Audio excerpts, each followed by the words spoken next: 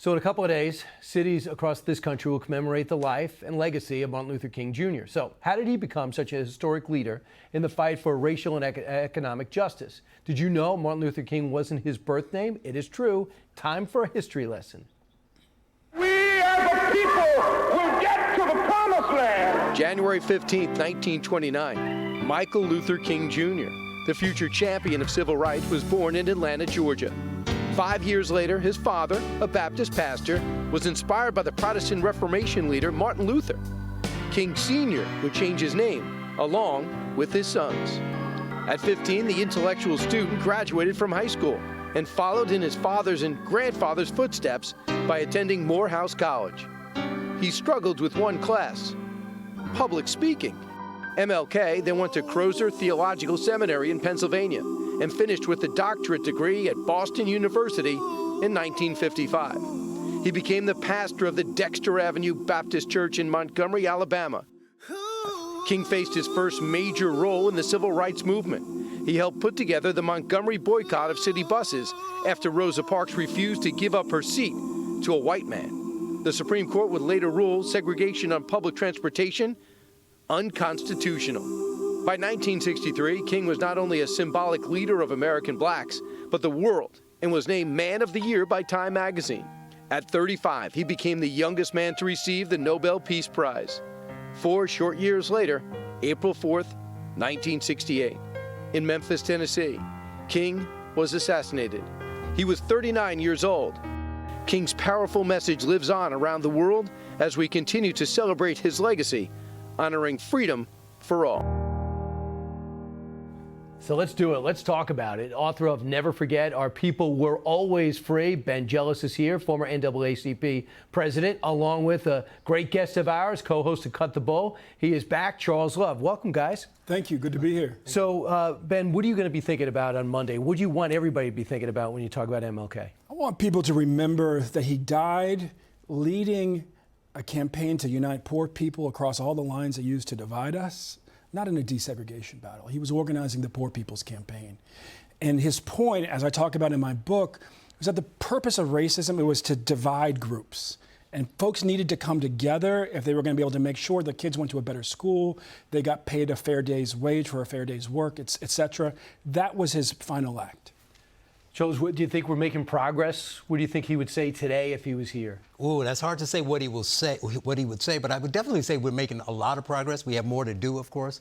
But you asked him what he would want to be reflecting on. I would like to think about two things. One, the fact that we've come a long way and pay attention to where we've been and what that fight is. And two, to come from a positive place, not only focus on the negative, fix the problems, but there's joy in all this history. You talked in that package about him being born, and his father and his grandfather being college graduates. So to assume that everything about being black in America is negative is a problem. Yeah, that last point is so important, to be optimistic. And it's one of the things I talk about in my book, that my grandmother, who went through the whole civil rights movement, who's the granddaughter of 3 people born into slavery, would always say, pessimists are right more often, but optimists win more often. And as for me, I'll take winning. Her point was that life was like a boxing match. If you think every round you're going to get beat up and knocked down, guess what? After 3 rounds, you'll throw in the towel by the 4th. But if you're like Muhammad Ali and you understand, hey, I just got to be standing at the 12th. Maybe this is the round I don't get knocked down. You get in with that sense of sort of buoyant optimism.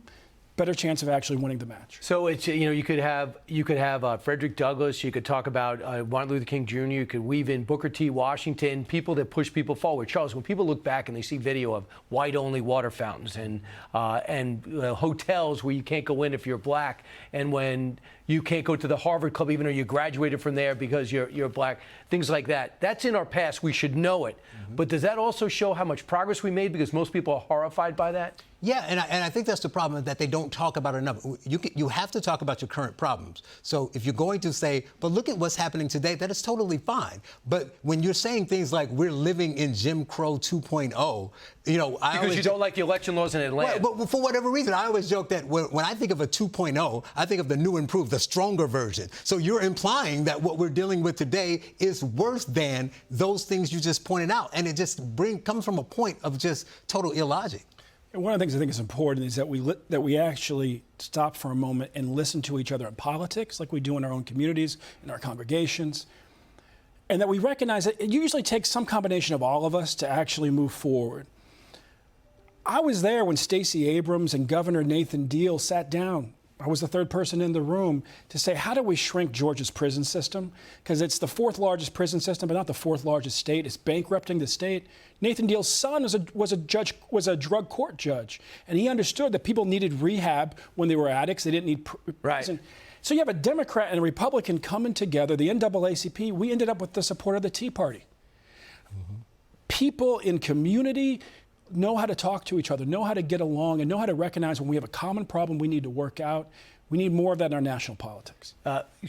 Somehow it's got to get across that this is all of our countries, right? This is, you're an American, let's make the country better. Charles, have we lost that? Is it beginning to come back if we did? Well, we've definitely lost it, and we got to a point that it got far worse than it should have. And we're still in it right now. I mean, I don't know when it's going to shift. My hope is that it will, because Ben and I were talking earlier. And at some point, regardless of your politics or your beliefs, some point you're going to want breakfast. You're going to want to go sit down at that counter and eat those eggs and bacon. And the people who are cooking it and the people who are driving you and the people you work with will be conservative and liberal and Democrat and Republican. You can't create a country where we split just by what we believe. Right. And what do you want people to take away from your book, Ben?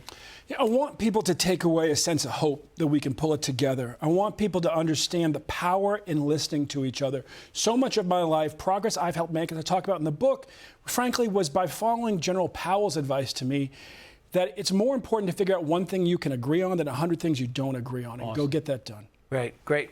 Martin Luther King, we'll put it in perspective. Guys, thanks so much. Appreciate you coming in. Thank you. Congratulations on the book. Hey, Sean Hannity here. Hey, click here to subscribe to Fox News YouTube page and catch our hottest interviews and most compelling analysis. You will not get it anywhere else.